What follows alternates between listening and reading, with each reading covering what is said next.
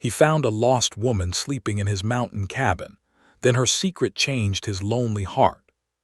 Silas Boone had locked his cabin door before riding down the mountain, but when he returned at dusk, the door stood half open, the fire was cold, and a woman he had never seen before was sleeping in his dead wife's rocking chair.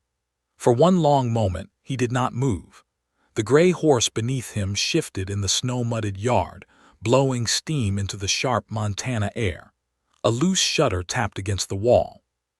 Far below the ridge, the town of Mercy Creek was already hiding itself under evening smoke and pine shadow, but up here, 11 miles from the last street lamp, silence carried like a warning. Silas slid down from the saddle without a sound. His right hand went near the knife at his belt, not because he meant harm, but because a man who lived alone in the mountains learned not to trust open doors. He had seen too much taken from men who believed every quiet thing was harmless. The cabin smelled wrong. Not bad, just different. There was the faint scent of wet wool, cold rain, and a woman's lavender soap nearly washed away by travel. On the table sat a tin cup he had not left there. Beside it lay a little cloth glove, too small for a grown woman. Silas stepped inside.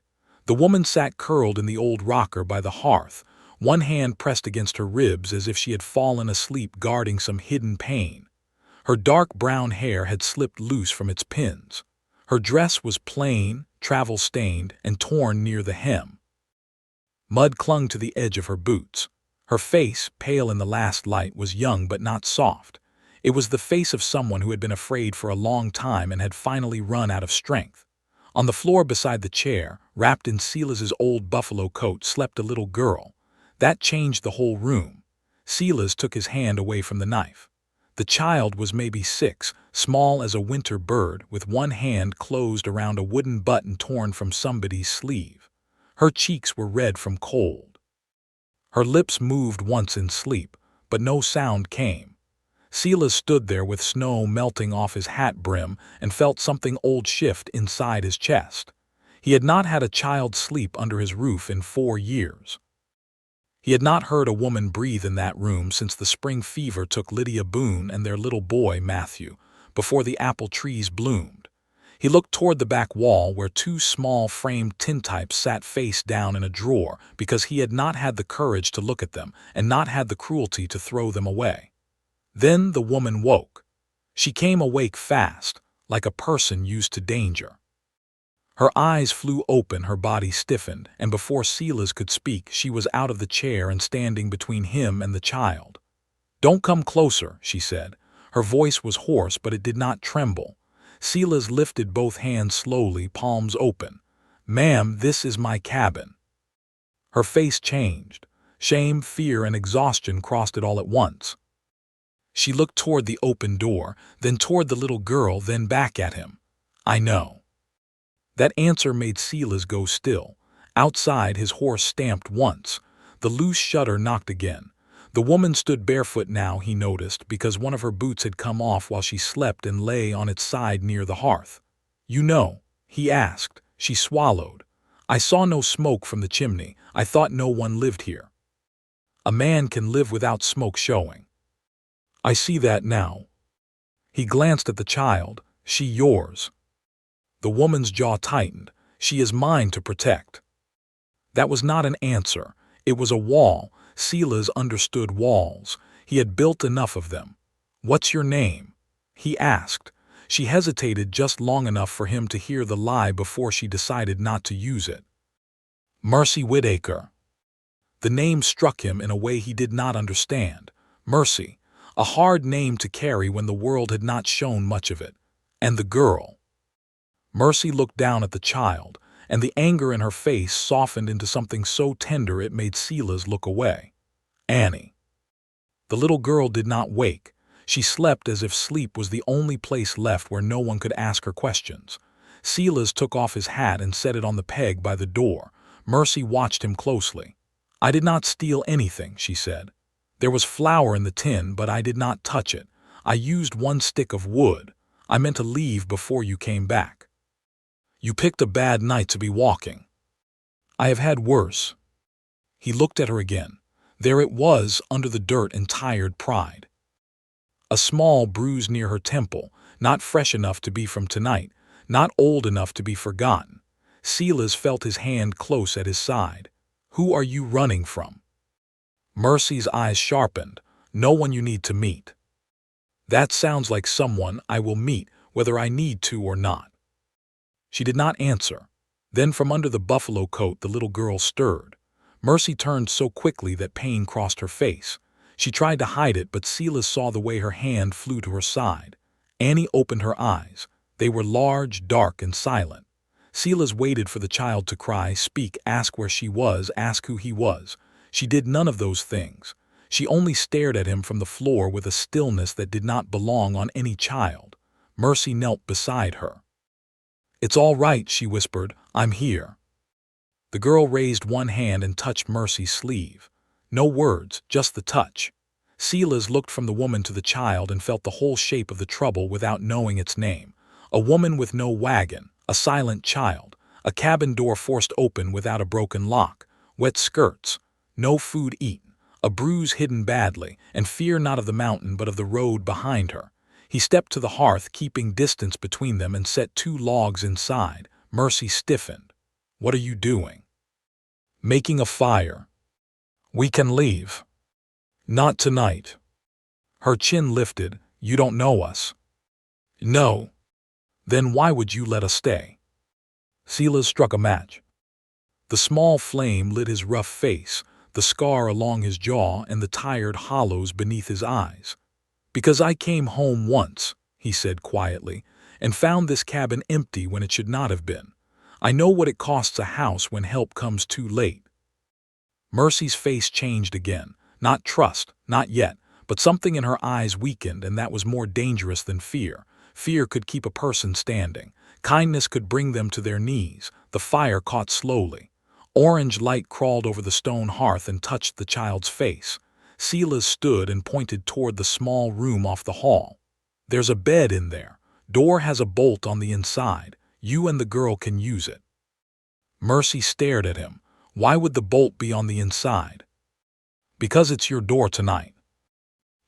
For the first time her eyes filled. She turned away before the tears could fall, but Silas had already seen them. At that exact moment a horse whinnied outside, not Silas's horse, another one. Then came the sound of a rider slowing near the trees. Mercy went white. Silas moved to the window and looked through the thin curtain. Down by the dark pines a lantern swung once, then disappeared. Whoever was out there did not ride like a lost traveler. He was searching. Mercy gathered Annie close and whispered so low Silas almost missed it. "He found us." Silas turned from the window, and the lonely softness in him went cold. "Who?" Mercy held the child tighter. "My husband," she said, and outside a man's voice called through the snow-dark yard. "Mercy Whitaker, I know you're in there." The voice outside was not loud, but it had the kind of confidence that made the walls feel thinner. "Mercy Whitaker," the man called again. "Step out before I come in." The little girl pressed herself against Mercy's skirt without making a sound. Silas saw the way Annie's fingers dug into the worn cloth. Saw, too, how Mercy's face had gone still, not empty but controlled, the way a frightened horse stops moving because the rope has gone tight. Silas moved toward the door. Mercy caught his sleeve with one hand. "Don't," she whispered. Her hand was cold even through his shirt. Silas looked down at it, then at her. "You said he was your husband." Her eyes lifted to his. "He has a paper that says so." "That ain't the same as being one." Something broke across Mercy's face then. Not a smile, not even relief.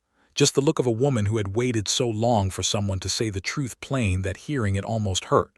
Outside, the rider swung down from his horse. Boots pressed into wet snow and mud. The porch boards groaned under his weight.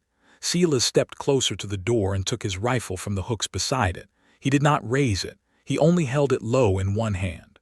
Mercy's voice came again, smaller now. "He has the law on his side." Silas kept his eyes on the door. Law don't usually ride up to a stranger's cabin after dark calling for a woman like she's a stray cow. A hard knock struck the wood. Annie flinched. Silas looked at Mercy. "Take her to the back room." If he hears the bolt, he'll know. He already knows you're here. Mercy did not move. The knock came again, harder. Open the door, Boone. I know whose place this is. I don't want trouble with you. Silas paused. The man knew his name. That meant this was not some lost husband guessing in the dark. Somebody from Mercy Creek had told him where this road led, and not many people in that town spoke of Silas Boone unless they had to. Silas opened the door only as wide as his shoulder. A tall man stood on the porch with a black hat pulled low and a long coat shining with sleet. His face was clean, too clean for a hard ride. His gloves were fine leather. A silver watch chain crossed his vest, and a small scar sat near the corner of his mouth like a mark left by a mean smile. Behind him, tied to the porch rail, stood a dark bay horse lathered from the climb. The man looked past Silas into the cabin. "Evening," he said. Silas did not answer. The stranger's smile tightened. "Name S. Victor Harrow. I believe my wife is in your house. I've got a woman and a child warming by my fire." "That would be her." Silas stood still. "Woman said her name is Mercy Whitaker." "It was," Harrow said, "before she married me." Mercy's breath caught behind Silas, quiet but sharp. Harrow heard it. His eyes brightened. "There you are, sweetheart." Silas shifted just enough to block the view. Harrow looked back at him, smile thinning. "I'd advise you not to stand between a man and his household. I'd advise you not to call a woman sweetheart when she hides from your voice." For a moment the porch went silent except for the wet drip of snow from the roof. Harrow's eyes cooled. "You mountain men always think loneliness gives you wisdom." Silas said nothing. "I came peaceful," Harrow continued. "I tracked them from the lower road because my wife is troubled. She took my ward from our home in the night." Mercy stepped forward before Silas could stop her. "She is not your ward." Harrow's gaze slid to her, and the false softness in his face appeared so quickly that Silas disliked him even more for it. "There now," Harrow said. "You're cold and tired. Come down with me and we can forget this." Mercy's shoulders straightened. The firelight touched the bruise near her temple, and Harrow's eyes flicked to it, then away. "I am not going anywhere with you. You are my wife." "No," Mercy said. "I am a woman you cornered with a preacher and a paper." Harrow sighed as if she had embarrassed him at church. Silas watched him carefully. The man was not drunk, not wild, not panicked. That made him worse. His cruelty had order to it. "You see," Harrow said to Silas, "she gets these ideas. She was always too emotional for her own good. The child's mother died owing me money. I gave Mercy a roof, gave the girl food, gave them my name to keep tongues from wagging. This is the thanks I get." "Liar," Mercy whispered. Harrow's eyes snapped to her. The word was small, but it landed hard. Annie had not moved. She stood by the rocker, one hand gripping the wooden button, staring at the floor as though she could make herself disappear into it. Silas noticed that. He noticed everything about that child now. Harrow took one step toward the doorway. Silas lifted the rifle slightly, still not pointing it at the man, but enough to speak without words. Harrow stopped. "You threatening me, Boone?" "Not yet. I can bring the marshal. Bring him in daylight." Harrow's mouth tightened. "You don't know what she's done." "I know she ran with a child in a storm. She stole money from my desk." Mercy's head lifted. "I took the train fare my sister left for Annie. You locked it away." "It was in my desk." "It was hers. It was under my roof." Silas felt that old cold anger move through him, the kind he had not allowed himself to feel since the fever years. Not loud anger, not foolish anger, a heavy thing that settled in the bones. "Mr. Harrow," he said, "you're going to get on your horse." Harrow laughed once. "No, I don't think so." Silas opened the door wider and stepped onto the porch. The sleet touched his face. The cold felt good. "I said you're going to get on your horse." Harrow looked him over, measuring the rifle, the broad shoulders, the scarred knuckles, the quiet way he stood. Then his eyes moved past him again, toward Mercy. "You think this man will keep you?" Harrow asked. A widower who sleeps beside graves and speaks to nobody. You think he wants a woman with court trouble and a child who cannot even talk. Mercy went pale. Silas heard the child's little breath catch. That was when his patience ended. He stepped down one porch board. Harrow stepped back without meaning to. Silas's voice stayed low. You speak one more word about that child, and you'll ride down this mountain remembering my porch every time it rains. Harrow's jaw worked. For several seconds the two men looked at each other in the dim light. Then Harrow smiled again, but the smile had lost its shine. All right, he said, keep them for tonight. That may make you feel noble, but there's a judge in Deer Lodge who signed my guardianship petition 3 weeks ago. There's a preacher who witnessed my marriage. There's a town that knows Mercy Whitaker as my wife. What have you got?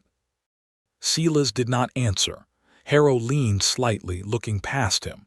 I will be back with papers, and when I come, if the child is not ready, every man in the valley will know what kind of woman you are. Mercy's hands curled at her sides. What kind? She asked. The kind who sleeps in a stranger's cabin and calls it rescue. The word struck the room like a stone through glass. Mercy flinched and Silas saw it. Harrow saw it too, and that pleased him. Then he turned, untied his horse, and mounted. At the edge of the yard he looked back. Enjoy your borrowed Mercy, Boone. It won't last. He rode into the trees. The lantern glow swung between the pines, then vanished. For a while Silas stayed on the porch, listening until the hoofbeats disappeared down the ridge road. Only then did he step back inside and close the door. Mercy stood in the middle of the room, one arm around Annie, her face hard with shame she had no reason to carry. I'll leave before morning, she said. No. You heard him. I heard a man talk too much. You do not understand. He will ruin you for helping us. Silas set the rifle back on the hooks. A man has to have something left before he can be ruined. Mercy stared at him. The fire cracked softly. Snow hissed against the window. Silas turned toward the stove, found the flour tin, and pulled down a small sack of beans from the shelf. You and the child hungry? Mercy blinked as if the question made no sense. Mr. Boone, did you hear what I said? I did.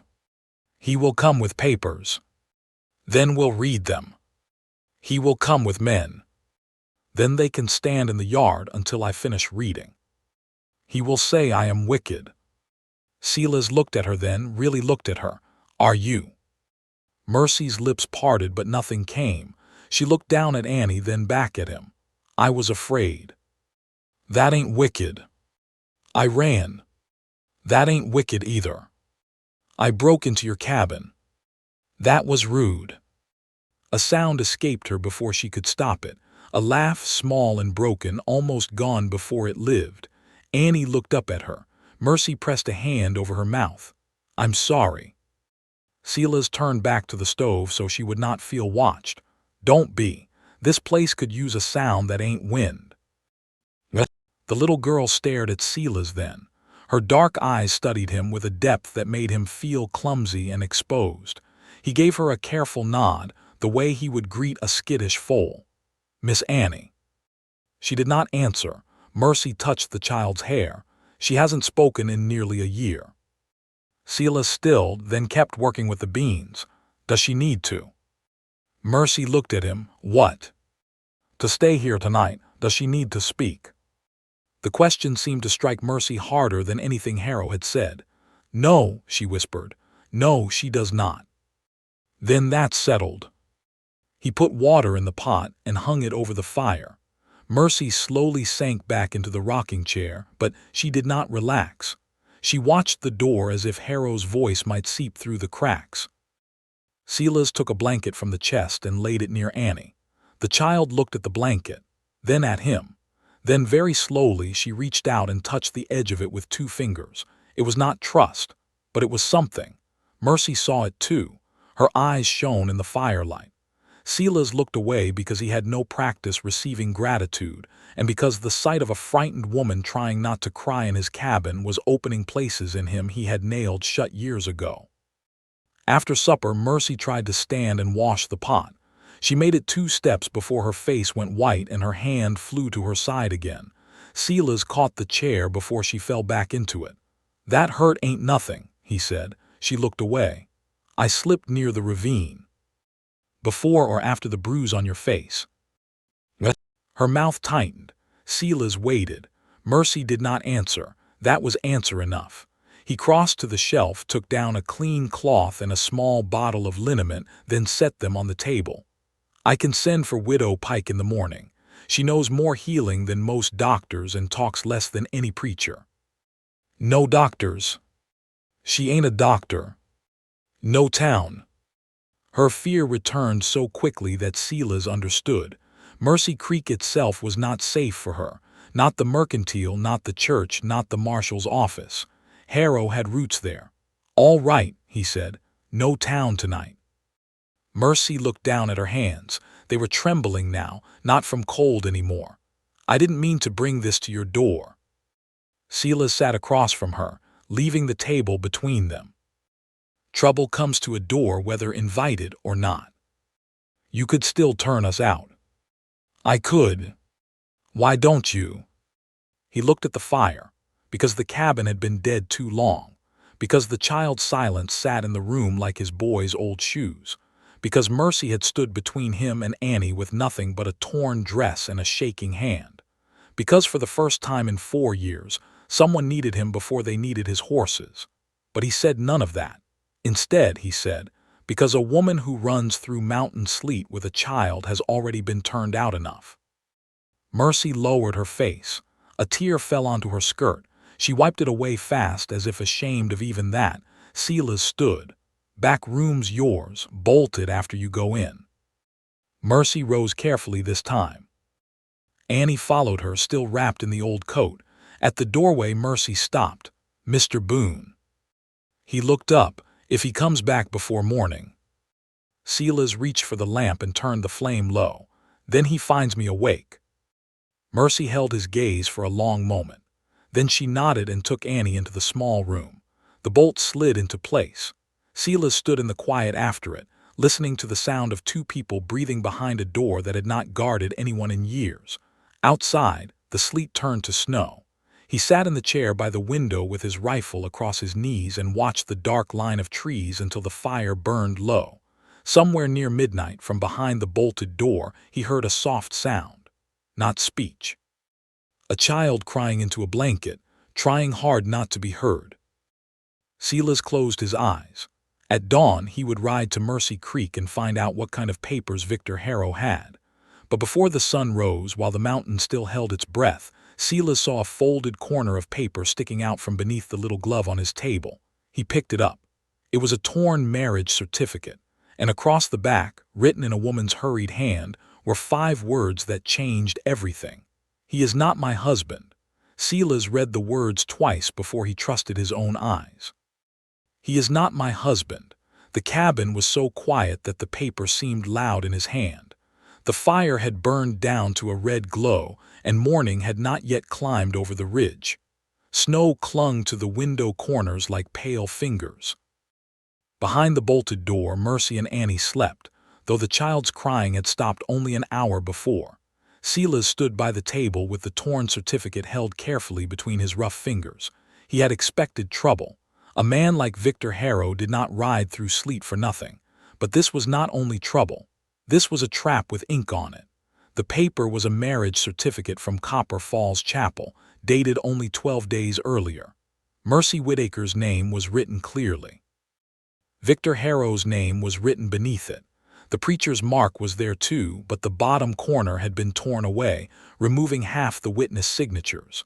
On the back, in Mercy's hand, were those 5 words. "He is not my husband." Silas turned the paper toward the lamp and saw something else. A second name had been scratched faintly under Victor's, as if the ink had bled through from another document or someone had written over an older line. Warren Pike.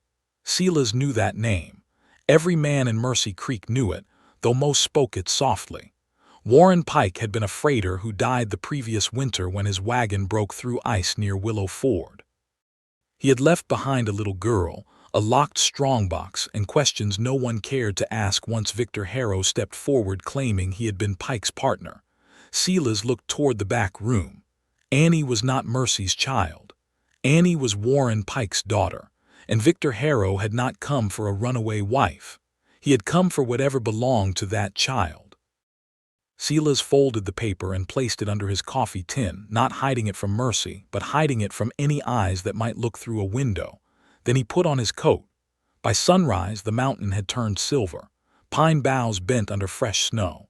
His horse, Greylock, lifted his head from the shelter and snorted when Silas stepped into the yard.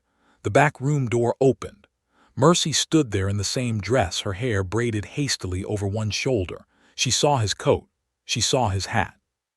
Then she saw the table. Her face changed. "You found it." "I did." She looked down, one hand on the doorframe. "I meant to burn it." "Good thing you were too tired." Her eyes lifted. "Did you read the back?" "Yes." The words sat between them like a lantern.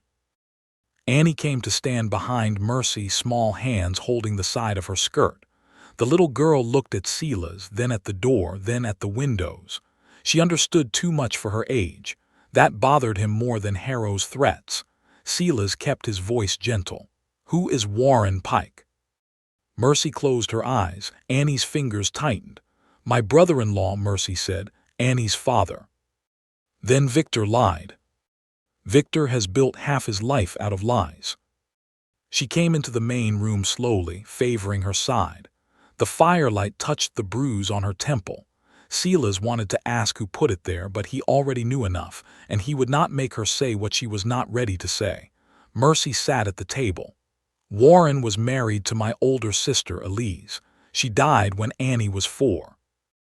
Warren raised Annie alone after that. He was not rich, but he had land near Willow Ford, a small freight contract, and a deed to a water crossing that half the valley needs when the spring melt comes." Silas leaned against the counter. "And Harrow wants the crossing." "He already took the freight contract. He told everyone Warren owed him money. After Warren died, Victor came to me with papers. He said Warren had named him guardian over Annie. I did not believe him, but the marshal did. The judge did. Everybody did, because Victor wears clean gloves and speaks softly." Annie stared at the floor. Mercy looked at the child, and her voice lowered. "He took Annie into his house for 3 months. I worked there as a seamstress so I could stay near her. Then I found the real paper." "What?" Silas's eyes narrowed. "What paper?" "Warren's will." The wind pressed against the cabin.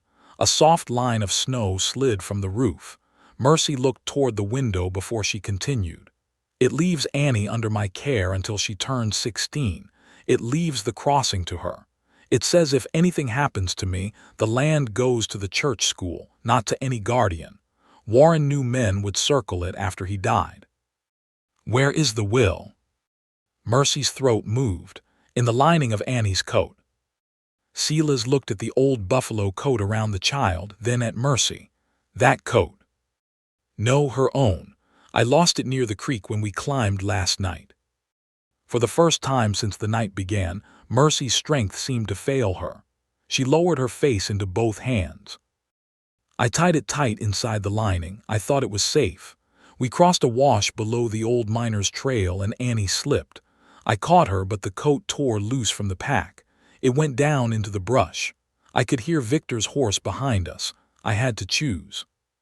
Silas's voice softened. "You chose the child." "And lost the only paper that proves she is mine to keep." For a while neither of them spoke. Annie moved then. She came around the table and touched Mercy's sleeve. Mercy reached for her hand, but the girl pulled away and placed something on the table, a wooden button, the same button she had held in her sleep. Silas looked at it, then looked closer. It was not just a button. It had a tiny mark carved into one side, rough but clear. W.P. Mercy's eyes filled. "Warren carved those on Annie's coat. Every button. He said no one should ever lose a child's coat in a schoolroom." Silas picked it up carefully. "Then we find the coat." Mercy stood too quickly, then winced. "I'll come." "No." Her eyes flashed. I will not sit in this cabin while you search for the one thing keeping Annie out of Victor's hands. You can hardly stand straight. I stood through worse. I believe you, Silas said. But if Harrow comes while I am gone, Annie needs you here, not halfway down a ravine with your side opened worse. Mercy hated that he was right. He could see it in her face. I don't like being left, she said. Silas's gaze softened. I don't like leaving people. That quiet sentence changed the room. Mercy looked at him, and for a moment the story of his dead wife and boy stood between them without either name being spoken. She knew, not the details maybe, but enough. People in the valley had told stories about Silas Boone, the mountain widower who had buried his family and then buried himself above town. Annie picked up the wooden button and placed it in Silas's palm. He looked down at her. You want me to take this? She gave one small nod. Will it help me find it? Another nod. Silas closed his fingers around the button like it was a coin of great value. All right, Miss Annie. I'll bring your coat home if the mountain has not swallowed it. The child did not smile, but her shoulders lowered just a little. Before Silas left, he showed Mercy where he kept the spare bar for the door, where the dry wood was stacked, and where the old shotgun stood unloaded behind the flour bin. Mercy gave him a look. Unloaded. I don't keep loaded guns where children can find them. Her expression shifted, quiet and surprised. He took the shells from the top shelf and set them beside the stove.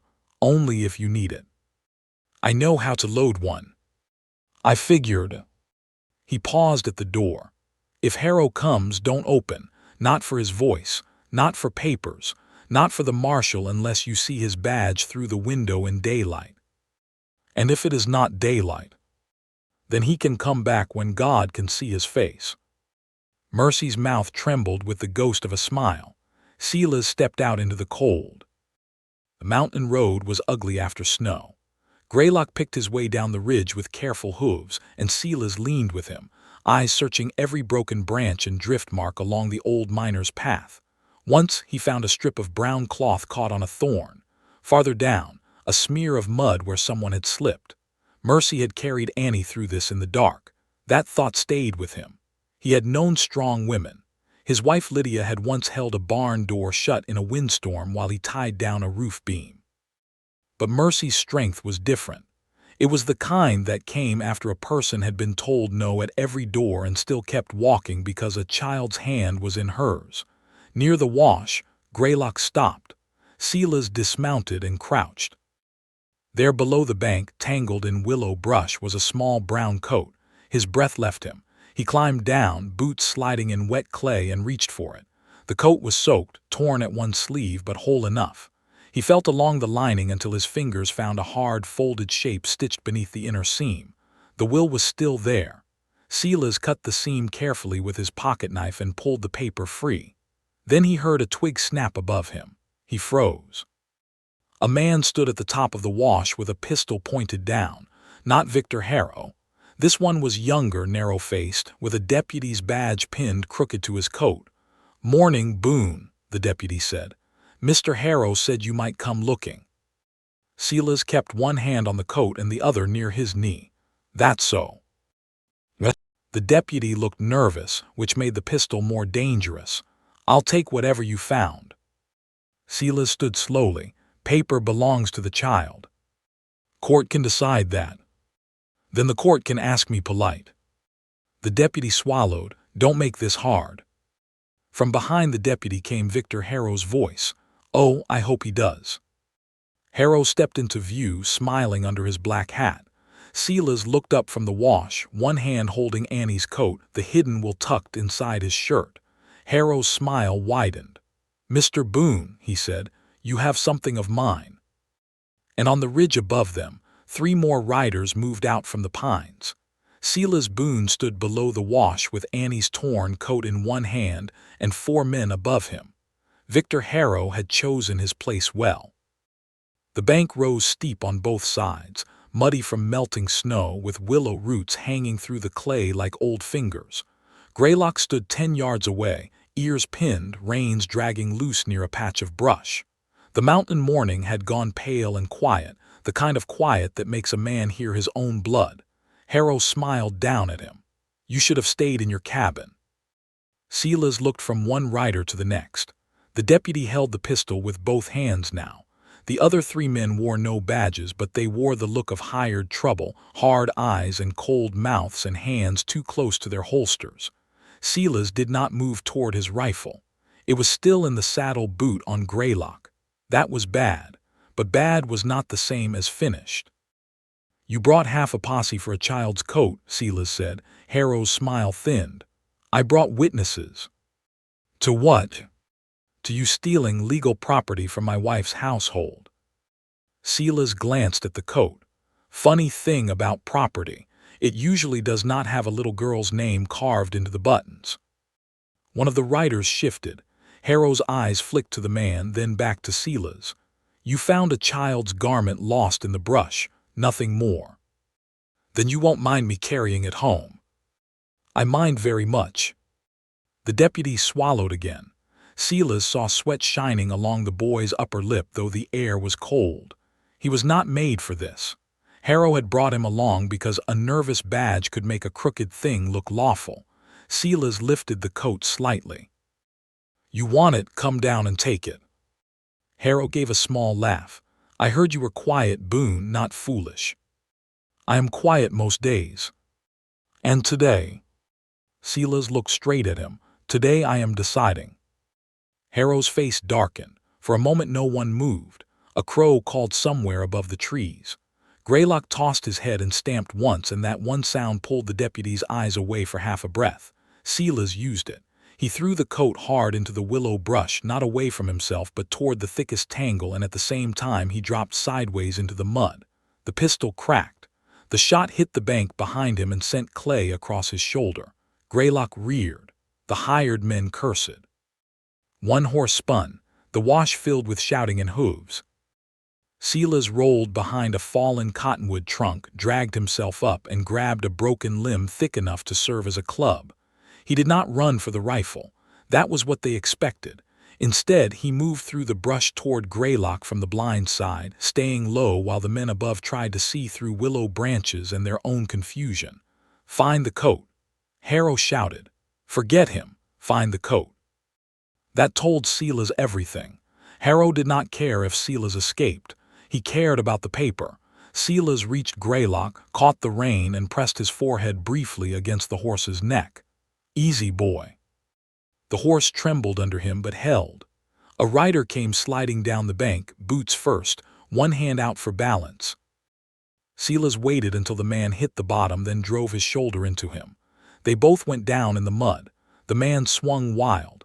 Silas took one hard fist against his cheek, then caught the man by the coat and shoved him face first into the bank. "Stay down," Silas said. The man stayed.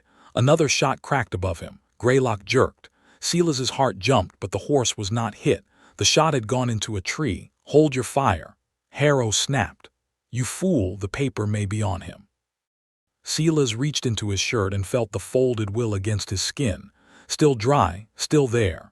The deputy had climbed halfway down now, pistol shaking. "Boone, stop, stop, or I'll shoot."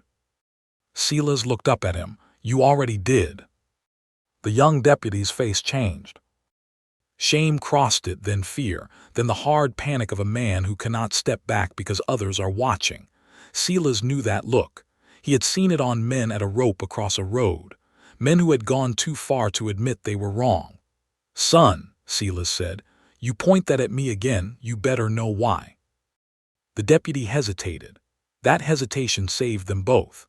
Silas swung into the saddle, leaned low, and drove Greylock straight through the lower wash. Branches tore at his coat. Mud flew beneath the horse's hooves. Behind him, Harrow shouted for the men to block him, but they were above the bank and too late. One rider tried to cut him off near the bend. Silas did not slow. Greylock slammed past the man's horse with enough force to send the rider grabbing for mane. Then the trail opened and the mountain rose ahead like a locked door Silas knew how to open. He rode hard, not careless. Hard, there was a difference. The will lay against his chest. Annie's coat was gone in the brush, but the paper was not. Still, he hated losing the coat. A child who had lost too much should not lose another thing because grown men wanted land. Halfway up the ridge, he slowed only enough to listen. Hooves behind him, 2 riders, maybe 3. Silas turned off the main trail into a narrow cut between pines, a path no town man would take unless he was willing to lose a horse's leg. Greylock knew it. He had climbed it in spring rain and winter ice. The old horse lowered his head and took the rocks sure-footed. The riders behind followed for maybe 60 yards. Then one cursed loud enough to carry. A horse slipped. The pursuit fell back. Silas did not smile. He kept riding until the cabin roof showed through the trees. Mercy was in the yard before he reached it. She had a shawl over her shoulders, Annie behind her, and the unloaded shotgun in both hands. Her hair had come loose again. Her face was pale with worry, but she held herself straight. Silas rode in with mud on one side of his body and blood at the corner of his mouth. Mercy saw the blood and forgot the gun. What happened? Found the coat. Her eyes dropped to his empty hands. Where is it? Lost it again. Something like grief moved over her face. Silas swung down, winced once, then reached into his shirt and pulled out the folded paper. But I kept what mattered. Mercy's hand flew to her mouth. Annie stepped around her skirt and stared at the paper as if it were a candle in a dark room. The will. Mercy whispered. Silas nodded. She came forward, then stopped before touching it. Is it whole? It is wet at one corner and ugly from being stitched in a coat, but it can still speak. Mercy took it with both hands. For a second the mountain seemed to hold still around them. Then her knees bent, not quite falling, and Silas caught her elbow. She looked up at him. You went down there alone. You told me where it was. And he was there. Yes. With men. Yes. Her eyes sharpened. Did they hurt you? Not as much as they wanted. That is not an answer. It is the one I have. She looked at the cut near his mouth, and her hand lifted before she seemed to know it. Her fingers stopped a breath away from his face. Silas went very still. Mercy noticed. Her hand trembled, then lowered. I'm sorry. Don't be. Neither moved. Annie tugged Mercy's skirt. Mercy looked down. The child pointed to Silas's cheek, then to the house. She wants you cleaned up, Mercy said softly. Silas looked at Annie. Bossy little thing, ain't you? The girl did not smile, but she stepped closer and touched 2 fingers to the muddy sleeve of his coat. It was the smallest thank you he had ever received. It hit him harder than a bullet would have. Inside, Mercy made him sit at the table. She warmed water, folded a clean cloth, and stood over him with the careful focus of a woman doing work so she would not shake apart. Silas tried to take the cloth from her. I can do it. I know. She dabbed the cut anyway. The cloth touched his mouth. Her hand was gentle, too gentle. Silas looked at the grain of the table because looking at her would have been too much. The cabin smelled of wood smoke, wet wool, and coffee. Annie sat by the hearth with the will spread carefully on her lap, not reading it, only guarding it. Outside, the wind dragged snow from the roof in soft slides. Mercy cleaned the blood from his cheek. Victor saw the paper. No. But he knows you found something. Yes. Then he will come faster now. I expect so. She swallowed. I keep bringing ruin to your door. Silas looked up then. Mercy, that man was ruining things before you ever touched my latch. She went quiet at the sound of her name. He had not said it often, maybe not at all like that. Her eyes softened, then guarded themselves again. I need to tell you the rest. Silas waited. She sat across from him, the damp cloth still in her hand. Victor did not marry me in any lawful way. The chapel paper is false. He brought me there after dark. The preacher was drunk or pretending to be. Victor said if I signed, he would let Annie stay with me until the judge reviewed Warren's estate. If I refused, he would send her to the county home before morning. Silas's jaw tightened. Mercy looked toward Annie, then lowered her voice. I signed Mercy Harrow because I was afraid, but after I signed, the preacher called him Warren.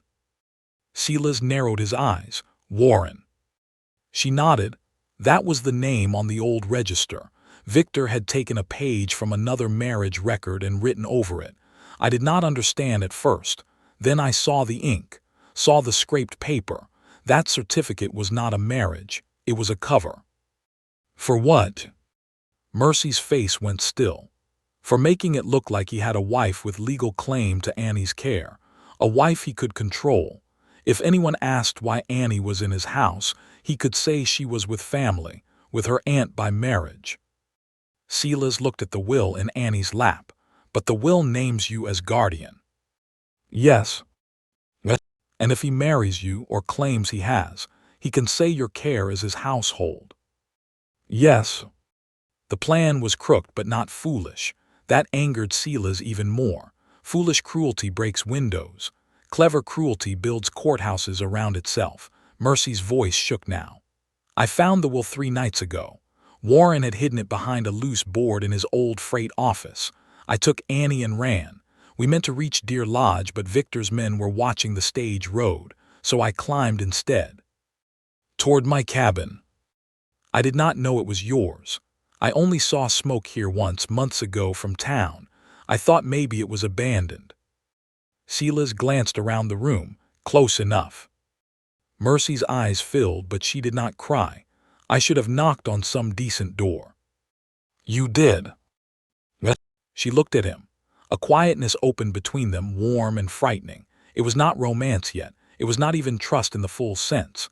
But it was the beginning of something that neither of them could put back where it came from. If this moment touched your heart, stay with the story, because sometimes the first real shelter is not a house, but the person who refuses to send you back into the storm. A sudden thump came from outside. Silas stood. Mercy gathered the will.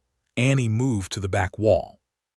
Another thump, not a knock, a body. Silas took the rifle from the hooks and crossed to the window. A horse stood in the yard, riderless, reins dragging.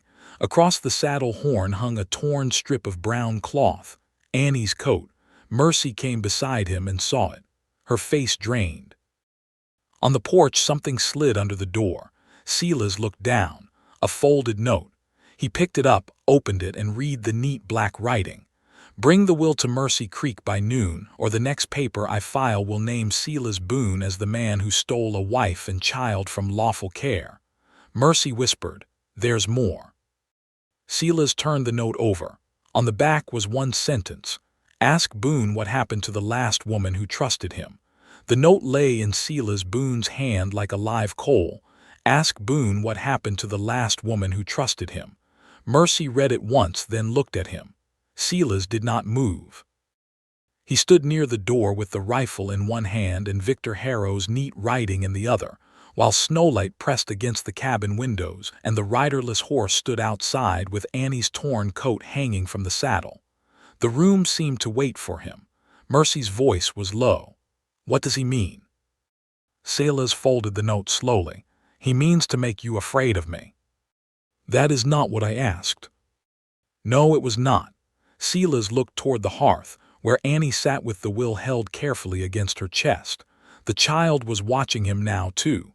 Not with fear exactly, but with the solemn attention of someone who had learned that grown people hid knives inside soft words. He set the rifle against the table. My wife's name was Lydia, he said. Mercy's face softened, but she did not interrupt. My boy was Matthew. Fever took them 4 years ago. Most folks in Mercy Creek know that much. Some know more, some think they do. He crossed to the window and looked out at the horse. The animal was lathered, but not badly. Harrow had sent it up as a message, not a mercy. There was a quarantine that spring. Fever started in the lower valley, then rode up faster than any man could understand. The town shut the ridge road. No wagon up, no wagon down. No doctor past Willow Ford. The council said it was for the good of everyone. His mouth tightened. Lydia got sick first, Matthew 2 days after. Mercy's hand went to her throat. Silas did not look at her. If he looked at kindness too long, he might not get through the telling. I rode down for help. Twice. Third time, Marshal Dutton met me at the ford with a rope across the road and a shotgun in his hands. He was shaking worse than I was. Told me if I crossed, he had orders to stop me. And you turned back, Mercy whispered. Silas closed his eyes. I turned back. Outside, the horse shifted. The porch boards creaked under no one's weight. I told myself I was keeping the sickness from town. Told myself the doctor could not save them anyhow. Told myself a dozen things men say when they cannot bear the plain sentence. What plain sentence? He turned then, that I left them up here to die. Mercy took one step toward him. No. Yes. No, Silas, you were trapped by a town order. I was on a horse. He was one scared marshal with a rope. And if you had ridden through, maybe I would have brought help. Or maybe you would have been shot. Or maybe the town would have turned the doctor away. Or maybe the fever would have spread and taken more children. You don't know. That is the trouble, he said. I do not know, and a man can live with guilt better than he can live with not knowing. Mercy stood silent. He expected her to step back. Most people did once they got close enough to a wound and saw it was not clean. Instead, she came nearer. Did Lydia blame you? Silas's jaw worked. She was too sick by the time I came back. That is not an answer. He looked at her then, startled by his own words coming back at him from her mouth. Mercy held his gaze. Silas swallowed.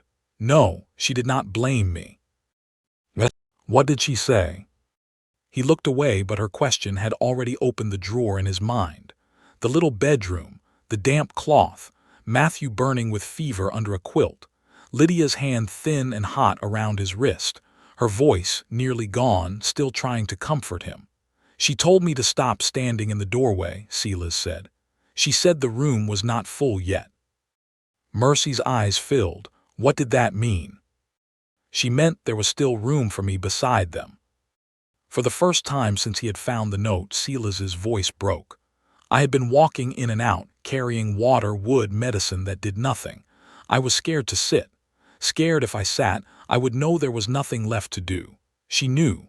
Lydia always knew when I was being a coward before I did. Mercy shook her head softly. That was not cowardice, that was terror. Maybe those are cousins. No, she said. Cowardice walks away because it does not care. Terror stands in the doorway because it cares too much to breathe. Silas stared at her. No one had ever said it that way. For 4 years, men in town had spoken around him with their hats in their hands. Women had lowered their voices. The preacher had said grief was a long road. The marshal had once said he had only obeyed orders. But nobody had looked at the ugliest part of him and said it had come from love. Mercy did, and it struck deeper than pity ever could. Annie moved then. She stood with the will still pressed against her small chest and walked toward Silas. Mercy turned surprised, but did not stop her. The child reached him and held out one hand. In it was the wooden button with WP carved into it. Silas crouched slowly. You giving that back? Annie shook her head. Then with great care she reached forward and placed the button in the pocket of his coat. Silas looked at her, not understanding. Mercy whispered, she wants you to keep it safe. Annie nodded once. Silas felt something hard behind his ribs loosen by a small degree. I'll keep it safe, he said. The child looked at him for another long moment, then returned to the hearth without a word. Mercy watched her go, then looked back at Silas. Harrow knows what story will hurt you. Yes. Then we must not let him tell it first. Silas's brow furrowed. Mercy picked up the note from the table. He wants us in Mercy Creek by noon. He wants you angry. He wants me frightened. He wants people to see us rushing in with that will like thieves carrying stolen goods. He wants the paper. He wants more than the paper, Mercy said. He wants the town to watch me beg. He wants them to see you lose your temper. He wants the marshal to have something clean to write down. Silas looked at her with a new kind of respect. You've learned him well. I had to. Her voice was flat, but her hands were not. They trembled around the note. Silas reached for his hat. Then I go alone. No. Mercy. No, if you ride in alone, he will say you stole the will from me. If I ride in alone, he will take Annie before I reach the boardwalk. If we both ride in, he will say we have done exactly what his note commanded. She looked toward the window, so we do not ride in. Silas stopped. What are you thinking? We send the truth before us. How? Mercy turned to the back room and pulled her travel bag from beneath the bed. From the lining, she took a small packet of letters bound with faded blue thread. I kept Victor's notes, Warren's old receipts, 2 letters from Elise before she died. One says Warren meant me to take Annie if anything happened. It is not legal like the will, but it proves this did not come from nowhere. Silas stared at the packet. Why did you not say you had those? Because I spent most of last night deciding whether you were safe. A fair answer, painful but fair. And now? Mercy looked at the note in his hand, then at the cut on his mouth, then at Annie beside the hearth. Now I know you are not safe at all, she said softly. You are dangerous to the men who count on fear. Silas lowered his eyes. Mercy opened the packet and sorted the letters with quick, careful hands. We need someone in town Harrow cannot easily scare, someone people will listen to, someone who knows the difference between a true paper and a false one. Silas thought of the preacher, then dismissed it. Reverend Bell had a good heart and a weak spine. The marshal had a badge, but a badge could be turned. Storekeepers repeated whatever kept customers comfortable. Then he thought of one person, Mrs. Pike. Mercy looked up, the widow healer. She is Warren Pike's aunt by marriage. Old, mean when needed, and near blind in one eye, but she remembers everything. If she says Warren meant you to have that child, half the valley will believe it before Harrow opens his mouth. Mercy's face changed. I thought she was dead. Folks say that about anybody who stops coming to church. For the first time that morning, Mercy smiled a little. It did something to the room. Silas looked away and busied himself with the saddlebag hanging near the door. We'll send the will and letters to her. No, Mercy said quickly. Not the will, not yet. If Harrow has men on the road, that paper must stay here until we know who stands with us. Silas nodded. Then I ride to Widow Pike. You just said we should not rush into town. Widow Pike does not live in town. Mercy frowned. She lives on the East Bend down by the abandoned mill. Bad road, mean geese, worse temper. That sounds promising. It is, if she does not shoot me for waking her. Mercy gathered the letters, then paused over one and touched it gently. What is that? My sister's last letter. She did not hand it to him right away. Silas waited. Outside, the riderless horse snorted and shook snow from its mane. At last, Mercy unfolded the letter. Elise wrote this when she knew she was dying. She asked me to teach Annie songs. She asked me to never let Warren become too lonely. She asked me to forgive her for leaving before she had finished being a mother. Her voice thinned. I did not get it until after she was buried. Silas knew what late words could do to a person, how they could live in a pocket and weigh more than iron. Mercy folded it again and placed it with the others. Take this too. You sure? No, but take it. Their fingers touched when she passed him the packet. Neither pulled away for half a breath. Then the moment ended with a sound from outside. The riderless horse gave a sharp cry. Silas reached the window. A second horse had appeared at the far edge of the clearing, dark against the snow. A woman sat on it, wrapped in a black shawl, her posture straight as a fence post. Mercy came beside him. Who is that? Silas narrowed his eyes. Widow Pike. Mercy looked at him. You said she lived at the East Bend. She does. The old woman rode closer, followed by 2 geese flapping angrily through the snow behind her as if they had come along for judgment. Silas opened the door. Widow Pike stopped her horse in the yard and looked at the riderless bay, the torn child's coat, Silas's muddy clothes, Mercy's pale face in the doorway, and Annie standing behind them with the will clutched to her chest.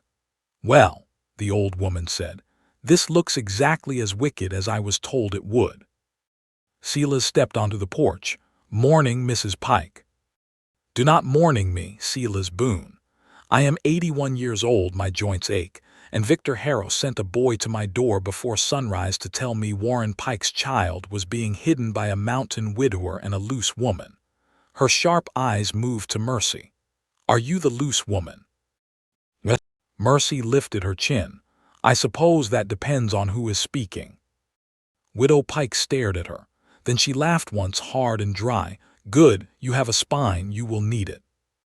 Annie stepped forward, still silent. The old woman's face changed when she saw the child. All the sharpness did not leave it, but something underneath rose through. Lord help me, Widow Pike whispered. You have Elise's eyes. Mercy went very still. You knew my sister. Knew her? Girl, I held her when she was born. Widow Pike swung down from the horse with surprising force for her age. And if half of what I heard this morning is true, I should have brought a shovel. Silas hid the smallest smile. Mercy did not. She opened the door wider. Widow Pike stepped inside, shook snow from her shawl, and pointed a crooked finger toward the table. Put every paper you have in front of me. Every letter, every receipt, every scrap with ink on it. And somebody make coffee strong enough to wake the righteous and frighten the wicked. She turned to Annie. And you, child, come here where I can see you. Annie looked at Mercy. Mercy nodded. The girl walked forward slowly. Widow Pike lowered herself to one knee with a groan. You do not know me, she said, but I knew your father before he had whiskers and before he had sense. He once traded a saddle for a harmonica and thought he had done well. Annie blinked. The old woman reached into her pocket and pulled out a small brass key on a string. Your father left this with me the winter before he died. Told me if men came asking after his papers, I was to keep my mouth shut until someone came with his daughter's button. Silas felt the wooden button in his coat pocket like it had grown hot. Mercy whispered, the button. Widow Pike turned her one good eye on Silas. Tell me you have it. Silas reached into his pocket and placed the carved button in her palm. The old woman closed her fingers around it and shut her eyes. When she opened them, her face was no longer sharp. It was grieving. Then Warren was right to be afraid. She stood with effort and set the brass key on the table. This opens his freight strongbox at the old mill. And inside that box, if he did what he told me, is the copy of his will that Victor Harrow does not know exists. Mercy gripped the back of a chair. A copy. A signed copy, Widow Pike said, with 3 witnesses and the county seal. Silas looked toward Mercy. Hope had entered her face so suddenly it hurt to see. Then a far-off bell began ringing below the ridge. Once, twice, again and again. Mercy Creek's church bell. Silas went to the door. Black smoke was rising from the valley, not from a chimney but from the east bend. Widow Pike turned slowly. My house, she said, and in the distance, beneath the smoke, a second flame began to rise. The old mill, Mercy whispered. Widow Pike's brass key lay on the table between them, suddenly almost useless. Silas reached for his hat. Mercy caught his arm. If that strongbox burns, Victor wins. Silas looked toward the smoke. No, he said. If he burned it, then he was afraid of what was inside. Mercy's eyes held his. And if we can still get there. He took up the key. Then we make him right to be afraid. Smoke rising from the east bend looked black against the clean morning sky. Silas rode first with the brass key tied inside his shirt, Mercy behind him on the spare mare, and Widow Pike wedged stubbornly on her own horse as if age were a rumor she had never agreed to. Annie stayed at the cabin with Amos Rudd, Silas's old ranch hand, who had come over from the upper pasture before sunrise and taken one look at the smoke, the papers, and the frightened child before saying only, I'll keep the stove hot. Mercy had argued, Silas had not. You cannot take her down into smoke and men, he told her. Mercy had looked toward Annie, then toward the road, and her whole face showed the cruel weight of that choice. Annie did not speak. She only came forward, lifted her hand, and tucked the carved wooden button into Mercy's palm. Mercy closed her fingers around it and bent down. I will come back. Annie stared at her. Mercy swallowed. I will do everything in me to come back. That was the most honest promise she could make, and the child seemed to know it. She pressed her forehead against Mercy's cheek for one short breath, then stepped back. Now, riding down the ridge, Mercy held that button so tightly her knuckles went white. The road was wet and dangerous. Snow softened into mud under the horses. Pine branches dripped cold water onto their shoulders. Far below, the church bell kept ringing, not steady now, but in desperate bursts, as if the man pulling the rope had forgotten what warning was supposed to sound like. Widow Pike rode with her jaw set. "My house first," she said. "The mill may still have the box," Silas said. "My house has my neighbors around it. The mill has Victor's men around it. I may be old, Mr. Boone, but I still know the difference between grief and bait." Silas did not argue. He had been thinking the same thing. Mercy glanced at him. "You think Victor wants us to run straight to the mill?" "I think Victor does not light two fires unless one of them is meant to draw eyes from the other." Widow Pike gave a hard nod. "There may be hope for you yet." By the time they reached the East Bend, half of Mercy Creek stood scattered along the road. Men passed buckets from the creek. Women held shawls over their mouths. Children were kept back near the church wagon. Widow Pike's small house still stood, but the back shed was gone, burned down to black ribs and smoke. Her garden fence had caught in two places. A row of herbs she had tended for 20 years steamed under ash. The old woman stopped her horse and looked at it. For the first time, she seemed 81. Mercy dismounted and went to her, but Widow Pike lifted one hand. "Do not comfort me yet. I may need my anger." Silas swung down and scanned the crowd. Victor Harrow stood near the road with his coat clean and his gloves on, watching the fire like a concerned citizen. Beside him stood Deputy Cole, the young man from the wash, his face pale when he saw Silas. Harrow turned. His eyes moved from Silas to Mercy, then to Widow Pike. When he saw the old woman alive, something small and ugly flickered in his face. Mercy saw it too. "You thought she would be inside," she whispered. Silas's voice was low. "Maybe." Harrow came forward before they could move. "Mrs. Pike," he said, removing his hat, "thank the Lord you are safe. I sent a rider the moment I saw smoke." Widow Pike looked at him. "You saw smoke from your office, did you?" "From the road." "Which road?" He paused. The pause was short, too short for most people to catch. Silas caught it. Mercy caught it. Widow Pike smiled without warmth. "There are 3 roads from town to my house, Victor. A man who saw smoke from the right one would say its name." Harrow's expression tightened. "This is hardly the hour for riddles." "No," Widow Pike said. "It is the hour for ashes. You seem dressed for court instead." A few heads turned. Harrow's mouth hardened, then softened again for the crowd. "I understand you are upset." "Do you?" "I do, and I also understand Mr. Boone has been filling your ears with wild claims." His eyes slid to Mercy. "This woman has dragged sorrow into every house she enters." Mercy stiffened.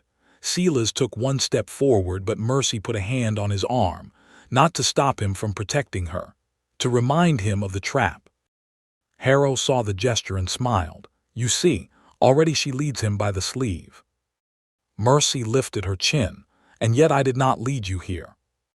The crowd went quiet. Harrow's eyes changed. Mercy stepped forward, the wooden button hidden inside her fist. "Where is Annie's coat?" Harrow blinked once. "I beg your pardon." "The coat you sent to Mr. Boone's cabin on a riderless horse." Murmurs moved through the crowd. Harrow laughed softly. "Listen to yourself. A riderless horse, secret coats, hidden wills. This is exactly why the child is not safe with you." Mercy's cheeks paled, but she did not step back. Silas saw her fear, saw too how she placed her boots firmer in the mud. "Then say it plain," she said. "You claim there is no will." "I claim Warren Pike died owing debts." "What? To you?" "To several parties." "Named by you?" Harrow's smile thinned. "Careful." Widow Pike pushed between them, small and fierce in her black shawl. "No, let her be careful after the judge hears the truth. Right now she can be loud." A few women near the road shifted closer. Silas noticed that too. People who would not stand alone sometimes leaned toward someone who did. Widow Pike pointed her cane toward the burned shed. My freight strongbox was not in that shed. Harrow's face did not move, but Deputy Cole looked down. There it was. Silas turned toward the young deputy. Cole. The deputy swallowed. Harrow spoke quickly. Deputy Cole has been helping with the fire. Silas kept his eyes on the boy. You were at the wash this morning. The crowd sharpened. Cole's throat worked. Harrow's voice cut in. Deputy, do not answer questions from a man who assaulted you. Did I? Silas asked. Or did you fire a pistol at me while I was holding a child's coat? Someone gasped. Harrow stepped toward him. This is madness. No, Silas said. Madness is thinking a valley can be fooled forever by clean gloves. Harrow's hand curled. For one bright, dangerous second, Silas thought the man might strike him in front of everyone. Part of him wanted it. The part still carrying Lydia's fever room, Matthew's small grave, Mercy's bruise, and Annie's silence wanted Harrow to show the town what he was. But Harrow was too careful. He smiled. Mr. Boone is emotional. We all know why. Grief has made a cave of him. Now this woman has brought him out with a child and a forged story. Mercy flinched at the word forged. Silas felt it like a hand on his chest. Then Widow Pike laughed. It was not a pleasant laugh. It was dry, sharp, and loud enough to cut through smoke. Forged story. Victor, you fool, Warren left me more than one road. Harrow's eyes narrowed. The old woman turned to Silas. The box is not at the mill. Mercy stared at her. What? I said the key opened his freight box at the mill. I did not say the papers were there now. Widow Pike took the brass key from Silas and held it up. Warren moved them 2 weeks before he died. He told only me and one other soul. Who? Mercy asked. Widow Pike looked past her toward the burned shed, where a thin man in a soot-blackened apron stood holding an empty bucket. Jonah Bell, she said, the blacksmith. The man froze. Harrow's head turned slowly. Jonah Bell looked as if he might drop through the earth. Widow Pike lifted her cane. Come here, Jonah. Bring what Warren gave you, or I will tell every woman in this valley why your wife truly left for Boise. That moved him.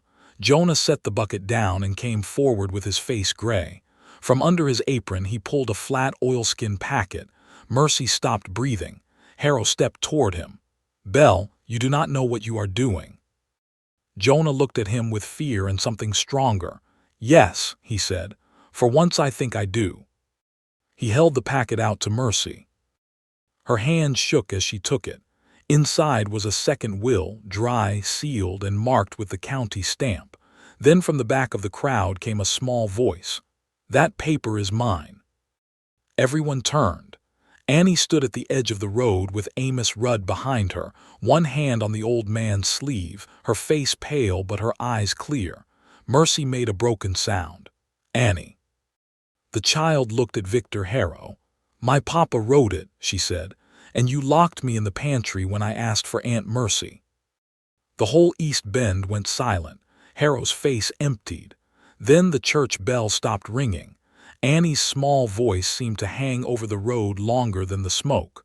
My papa wrote it, she had said, and you locked me in the pantry when I asked for Aunt Mercy. No one moved. The men with buckets stood frozen between the creek and the burned shed. Women who had been whispering lifted hands to their mouths. Deputy Cole looked as if he wanted to step backward but had forgotten how. Widow Pike stood beside Mercy with ash on her black shawl and the stamped will in her crooked fingers. Victor Harrow did not look at Annie. That was the first thing Mercy noticed. He looked at the crowd instead, measuring what the child's words had done. Then he smiled. It was a poor smile this time. Children say strange things when frightened, he said. Annie stood at the edge of the road, her hand still on Amos Rudd's sleeve. Her face had gone pale from speaking in front of so many people, but she did not hide. Mercy wanted to run to her, gather her close, and carry her straight back up the mountain. But something in Annie's eyes told her not to. The child had stepped into the daylight on purpose. Mercy would not drag her back into silence. Widow Pike tapped her cane against the ground. "Say that again, Victor. I do not think the folks in the back heard you call Warren Pike's daughter a liar." A murmur moved through the crowd. Harrow's jaw tightened. "I said she is frightened." "Then ask yourself why she is frightened of you." Silas stepped down from the road bank and stood beside Mercy, not touching her, but close enough that she felt his steady presence like a rail under her hand. Marshal Dutton pushed through the crowd then, red-faced from the bell tower and smoke, his badge crooked on his vest. He looked from the burned shed to the will in Widow Pike's hand, then to Victor. "What is going on here?" "Marshal," Harrow said quickly, "this has gone far enough. Mrs. Whitaker has brought a child into a public scene and filled her head with wicked tales." Mercy lifted her chin. "My name is Mercy Whitaker, not Harrow." Dutton looked uncomfortable. "There's a certificate says otherwise." "The certificate is false," Mercy said. Victor laughed softly. "Convenient." Widow Pike held up the oilskin packet. "And this will is true. County stamp, 3 witnesses, Warren Pike's mark, and one of those witnesses standing right over there hoping I do not point at him." Every eye went to Jonah Bell. The blacksmith looked at the ground. Widow Pike pointed anyway. "Jonah, do not make me grow older while waiting." Jonah swallowed, then stepped forward. Soot streaked one side of his face from the fire. His hands, black from work, twisted the brim of his hat. "I witnessed it," he said. Harrow turned on him. "You signed a paper you did not read." "I read it." "You cannot read more than a bill of iron." Jonah's face colored. Mercy saw the old shame strike him. The kind men like Harrow kept ready in their pockets, but Jonah did not step back. "I read enough," he said. "It named Mercy Whitaker as guardian, named Annie as heir, said if Mercy could not serve, the land went to the school fund, not you." The crowd shifted again. That last part struck hard. Land going to a school fund made Warrens will sound less like a family quarrel and more like a dead man protecting his child from exactly the man standing before them. Victor's smile vanished. "Marshal," he said, "are you going to let this farce continue in the road?" Dutton rubbed a hand over his face. Silas spoke then. "You could settle it easy." Victor's eyes cut to him. "How?" "Let Mrs. Pike, Jonah Bell, Mercy, and the child come with us to Judge Carver's office in Deer Lodge. Put both papers in front of him, the will and your marriage certificate." Harrow's gaze hardened. "That certificate is private." Mercy almost laughed. "It was public enough when you waved it in my face." The crowd murmured louder. Dutton looked toward Victor. "If it is lawful, there is no harm showing it." Victor's face changed by just a shade. Mercy saw it. Silas saw it too. The marshal saw enough of it to frown. Victor reached slowly into his coat. "Fine," he said. "Let the judge read everything. But until then, the child remains under my lawful protection." "No," Mercy said. The word came out before fear could stop it. Victor looked at her as if she had slapped him. "No." Mercy stepped forward. Mud clung to the edge of her skirt. Smoke stung her eyes. Her side ached from the climb and the old hurt beneath her ribs. But she stood straight, and for the first time since she had run from Victor's house, she felt the truth standing with her instead of hiding under her coat lining. "No," she said again. "You will not take Annie anywhere. You have no authority. I have Warren's will. It must be proved." "Then prove yours." The words landed clean. For a moment Victor had no answer. Then his face softened into something nearly gentle, and Mercy knew that look. It was the look he wore before turning cruel. "Mercy," he said, "think carefully. You are standing in the road beside a widower with a rifle temper and a burned old woman who has hated me for years. These people may pity you today, but pity cools. By tomorrow, they will remember you slept in his cabin." There it was, the old weapon. Shame. Mercy felt the crowd around her, felt eyes touch her dress, her hair, Silas's cut mouth, the distance between them. She knew what people could build out of one night in a closed door. Her throat tightened. Then Silas spoke, quiet as ever. She slept behind a bolted door. Victor's eyes flashed. How noble. Silas did not look at him. He looked at the crowd. She slept behind a bolted door because I put her and Annie in the only room with a bolt on the inside. I slept by the window with a rifle because a man came in the dark calling her wife when she feared his voice. Mercy turned to him. He did not raise his voice. That made it stronger. I have lived alone long enough for folks to make any story they please of me. I cannot stop that, but I will say this plain while the road is full. Mercy Whitaker came to my cabin cold, hurt, and hunted, with a child in her arms. If any house in this valley would have done better by her, it should have opened first. The words moved through the people like wind through dry grass. A woman near the creek lowered her eyes. A man who had been holding a bucket took off his hat. Widow Pike looked at Silas with something like approval, though on her face it still resembled anger. Mercy could not speak. She looked at Silas and felt the dangerous warmth of gratitude turning into something deeper, something she had no time for and no defense against. Victor saw it. His face darkened. "If you believe him," Victor said to the crowd, "then ask him why his own wife died without a doctor." Silence fell. Mercy felt Silas go still beside her, not tense, wounded. Victor turned slowly, feeding on the quiet. Ask him why the ridge road was closed and why he obeyed. Ask him what kind of man watches a rope stop him, while his family burns with fever. Mercy stepped forward. Enough. Victor smiled. You see, she does not know the whole story. I know enough, Mercy said. No, you know what lonely men tell women by firelight. Silas's face had gone pale beneath the weathered brown of his skin. He looked toward the road that led up the ridge, and Mercy knew he was no longer seeing the crowd. He was seeing a rope across the ford, a sick room, a woman telling him the room was not full yet. Then Annie walked past Amos. Mercy's heart jumped. Annie. But the child kept going until she stood in front of Victor Harrow. She was so small before him that even the roughest men in the crowd seemed to hold their breath. My papa said, Annie began, and her voice shook but did not stop, that a man who talks about another man's grave is usually hiding one of his own. Victor's face went white with rage. Mercy stared at the child. Widow Pike whispered, that was Warren's mouth, sure enough. Annie reached into her pocket and pulled out something Mercy had not seen before, a folded scrap of paper, soft from being held too often. I took this from your desk, Annie said to Victor, before Aunt Mercy came for me. Victor lunged one step. Silas moved faster. He put himself between Victor and the child without touching either. The marshal barked, Harrow. Annie held the paper out to Mercy. Mercy opened it with shaking hands.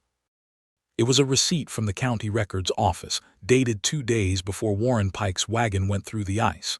It showed a fee paid for a title transfer request on Willow Ford Crossing. The request had been made by Victor Harrow, and beneath it, written in Warren's hand, were 4 words, I did not sign. Mercy looked up. Victor had stopped smiling, and far up the road another rider came hard from town, waving a paper above his head. Marshal. The rider shouted, Judge Carver is coming. Victor turned toward the sound, and for the first time all morning, real fear showed in his eyes. Judge Carver arrived in Mercy Creek with mud up to the hubs of his buggy and anger plain on his face. He was not a large man, but the road opened for him like water. His gray beard was trimmed short, his coat was buttoned wrong from hard travel, and one side of his hat brim had sagged from sleet. He looked less like a man of law than a man who had been pulled from breakfast and had made the whole valley responsible. Beside him rode the county clerk, a thin young fellow with a leather case strapped tight across his chest. The judge stepped down at the east bend, took in the burned shed, the crowd, Widow Pike's ash-stained shawl, Mercy with the oilskin packet in her hands, Silas standing close enough to be blamed and far enough to give her room, and Annie at the roadside with Amos Rudd's hand resting near her shoulder. Then his eyes went to Victor Harrow. Mr. Harrow, he said, when I received your urgent petition, you forgot to mention there would be smoke rising from every place that held proof against you. Victor's face tightened, but he bowed slightly. Your Honor, this scene is exactly why I wrote with urgency. The child has been brought into disorder. Emotions are high. Papers are being waved about by people who have no understanding of the law. Judge Carver looked at the burned shed again. I see a great deal of understanding. Most of it seems to have made someone nervous. A few people turned their faces to hide smiles. Victor did not. Mercy felt her pulse beating in her throat. The oilskin packet seemed heavier in her hands with every second. She had wanted the judge, prayed for him, feared him, and now that he stood 10 yards away, all she could think was that judges were still men, and men had failed Annie before. Silas leaned slightly toward her, his voice low. Breathe once before you speak. She did, it helped, not enough but some. Judge Carver turned to Marshal Dutton. Why is this hearing happening in the road? Dutton removed his hat. Because there was a fire, Your Honor. Was there also a courthouse burned down? No, sir. Then we will use it. I have no habit of deciding a child's future between a creek and a smoking shed. His eyes moved to Annie, and his expression softened only a little. Bring the child gently. If any man lays a rough hand on her, he will answer to me before supper. Annie heard him. Mercy saw the child's shoulders lower a fraction. Victor stepped forward. Your Honor, until the matter is settled, I must insist that Annie Pike remain under my lawful supervision.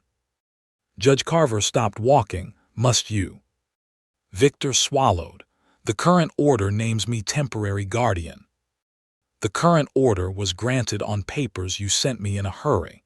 I am beginning to regret reading them before coffee. The clerk beside him coughed into his sleeve.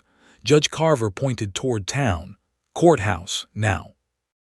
The walk to Mercy Creek's small courthouse felt longer than the mountain road. People followed. Not all of them. Some stayed to watch the ashes.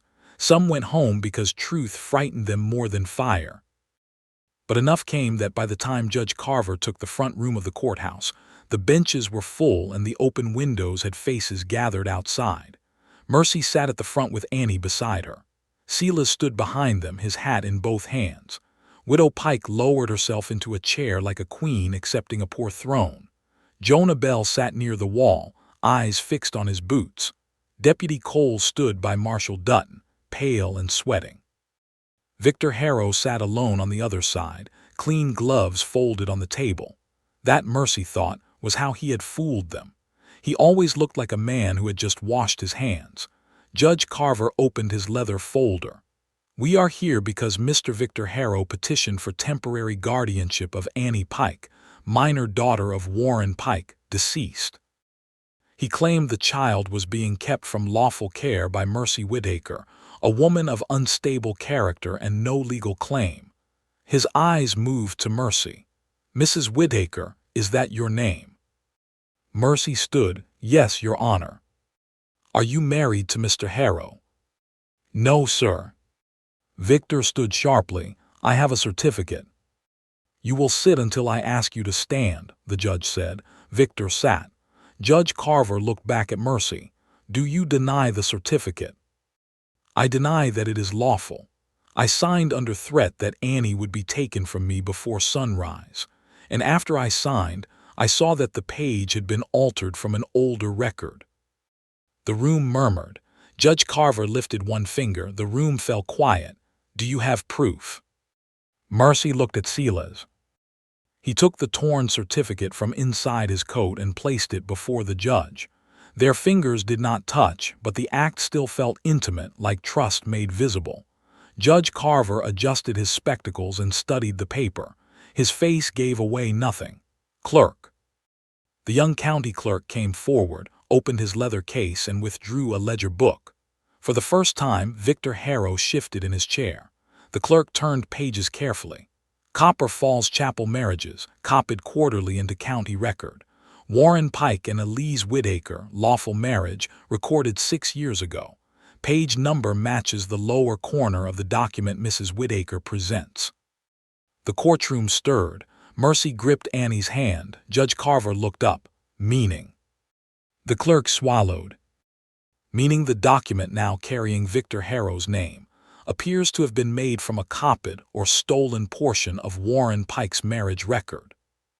Victor stood. That is a clerical confusion. Judge Carver looked at him over the spectacles. You will get your turn. Every man digging a hole should be given his shovel. A sound moved through the room, not laughter exactly, but close enough to warm the air. Victor sat slowly. Judge Carver turned to Mercy again. Now the child's claim. You have a will. Mercy placed the oilskin packet on the table. This was kept by Jonah Bell at Warren Pike's request. Widow Pike can speak to why. Widow Pike rose with her cane. I can speak to most things if people stop interrupting.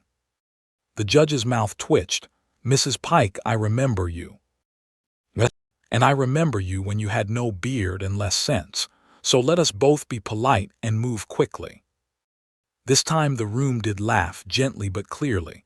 Even Annie looked up. Widow Pike told her part plain. Warren had feared Victor wanted Willow Ford Crossing. Warren had hidden one will in Annie's coat and another with Jonah Bell. He had left the brass key with her and told her to wait for his daughter's carved button. The judge listened without writing at first. Then slowly he began taking notes. Jonah Bell was called next. His voice shook, but he did not break. He testified that Warren signed the will sober, sound, and afraid. He testified that Victor had been pressuring Warren to sell the crossing.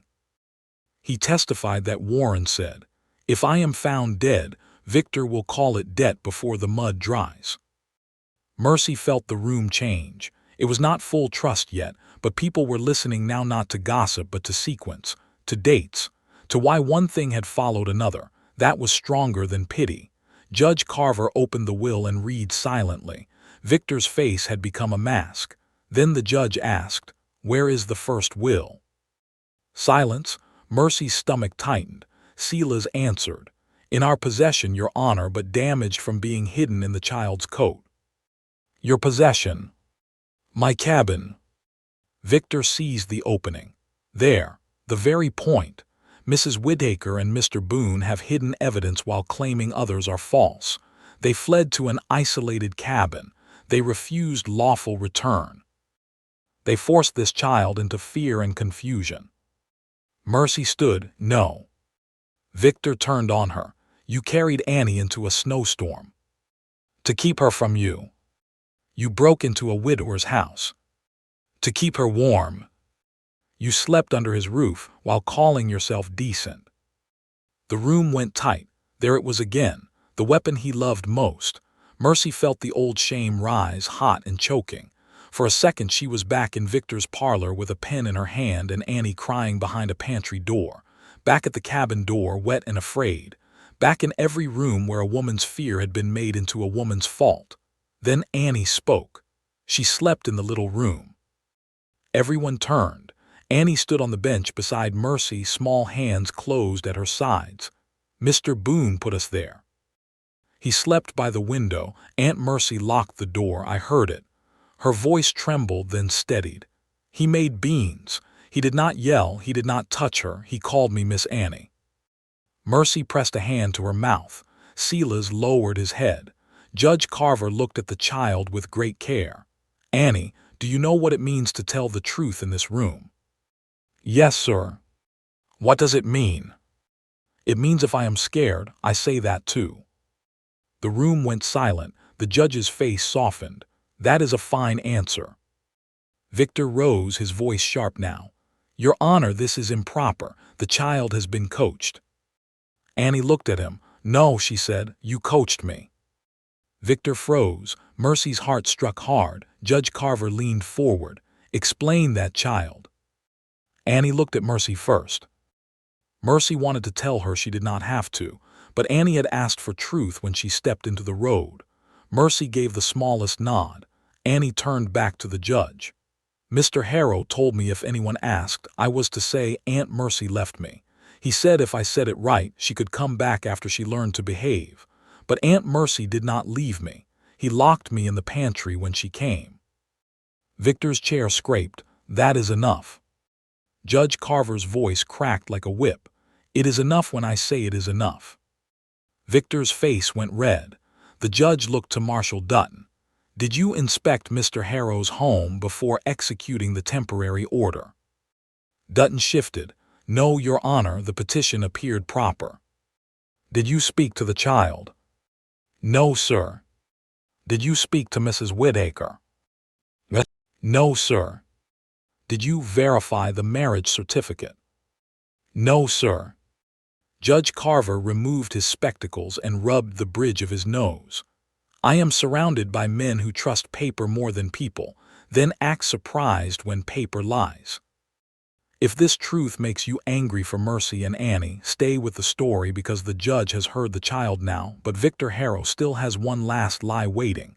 Victor stood slowly. "Your Honor," he said, and his voice had changed. It had lost the soft polish. "Since we are speaking of paper, there is another document I think the court should see." He reached into his coat and pulled out a folded sheet sealed in red wax. Mercy had never seen it before. Silas went still behind her. Victor placed it on the table. "This," he said, "is a debt note signed by Warren Pike 1 month before his death. It names me creditor, assigns Willow Ford Crossing as security, and declares that if the debt remains unpaid after Pike's death, guardianship of his child's estate passes to me." Judge Carver took the paper. The courtroom turned silent. Mercy felt Annie's hand slip into hers. The judge read. For the first time all morning, his face darkened in a way Mercy could not read. He looked over the paper at Mercy. "Mrs. Whitaker," he said, "do you know this signature?" Mercy looked at the page. The signature at the bottom looked exactly like Warren Pike's hand, and beneath it was a second witness name, Silas Boone. The name at the bottom of Victor Harrow's debt note sat on the page like a shadow. Silas Boone. Mercy stared at it until the letters blurred. The courtroom had gone so still that she could hear the flies tapping at the window glass. Annie's small hand was tight inside hers. Widow Pike leaned forward in her chair, her cane planted between her boots. Jonah Bell looked as if he had swallowed a stone. Victor Harrow did not smile now. He did not need to. The paper was doing it for him. Judge Carver held the note near the window light, studying the ink, the crease marks, the red wax, and the 2 signatures at the bottom. "Mr. Boone," he said at last, "step forward." Silas moved from behind Mercy and came to the table. His face had not changed much, but Mercy saw his hands. They hung open at his sides, still and heavy, as if he were holding himself away from anger by main strength. Judge Carver pointed to the page. "Is this your signature?" Silas looked down. Mercy watched him. 1 second passed, then another. "It looks like it," Silas said. The word struck Mercy harder than a denial would have. Victor sat back. A murmur moved through the room. Judge Carver raised his hand for silence. "That is not what I asked. Is it yours?" Silas kept looking at the paper. "I do not know." Victor laughed under his breath. "Convenient." Judge Carver's eyes flicked to him.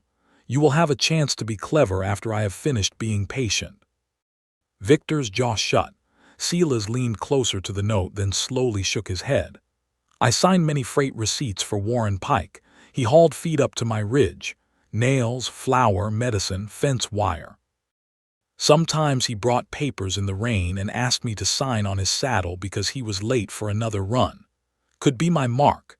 Could be lifted from some other paper, but I never witnessed a debt note giving Victor Harrow claim over Willow Ford Crossing. I would remember that." "Why?" the judge asked. Silas lifted his eyes. "Because I trusted Warren." Victor stood. "And yet your name is on the page." Judge Carver did not stop him this time. Victor took that as permission and stepped forward, his voice smooth again, almost mournful. "The truth is hard, Your Honor.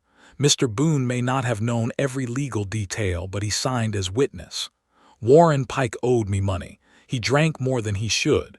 He made promises he could not keep. Mr. Boone saw that. Now, because a woman has moved him and a child has touched his old grief, he wishes to unsay what he put his name to."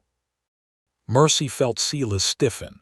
Victor turned slightly, letting the benches hear him. "I do not blame him. Grief makes men rewrite memory, but the law cannot be governed by pity. Judge Carver looked toward Silas. Did Warren Pike drink? No, Silas said. Jonah Bell stood suddenly. No, sir. Widow Pike rapped her cane. No, he did not. Several voices murmured the same. Victor's face tightened. Judge Carver looked at the room. One at a time, or I clear the benches. Widow Pike lifted her chin. Then start with me. Warren Pike took coffee too strong, sugar when he could afford it, and cider at Christmas if somebody else bought it. He did not drink whiskey. His wife hated the smell of it, and after she died, he said the child had already lost one comfort and he would not take another. Judge Carver wrote that down. Victor's mouth thinned. An old woman's affection is not testimony against a signed note. No, Judge Carver said, but it is a thread. Enough threads make rope. He looked back at the paper. Mercy felt something cold crawling up her spine. Victor had not produced that note by accident.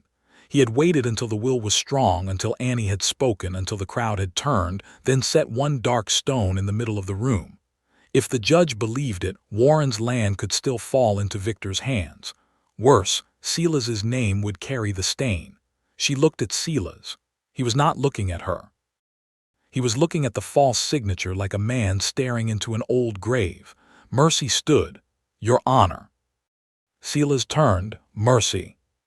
No, her voice was quiet, but it held. I know what he is doing. Judge Carver looked over his spectacles. Do you? Yes, sir. He does not need you to believe every word. He only needs you to doubt enough that Annie stays within reach of his hands. Victor's chair scraped. This woman has no legal training. I had Victor Harrow's roof over me for 3 months, Mercy said, turning to him. That was training enough. The room went quiet again. Mercy faced the judge. May I see the note? Judge Carver hesitated, then slid it toward her. Mercy did not touch it at first. She bent over it, studying the signature, the date, the witness line, the pressed seal. The handwriting looked like Warren's. It truly did. The letters leaned the same way. The P in Pike had that same strong downward stroke. Victor had either found a very skilled forger or had copied from a real page. Then she saw it, not in Warren's name, in Silas's. Her breath caught. What is it? Silas asked. Mercy pointed without touching the page. Your name here, it says Silas R. Boone. Silas frowned. So, is that your name? My middle name is Robert. Victor's face remained still, but his right hand moved slightly against the table. Mercy saw it. Silas did not understand yet. She looked at him. How do you sign freight receipts? He stared at her, then his face changed.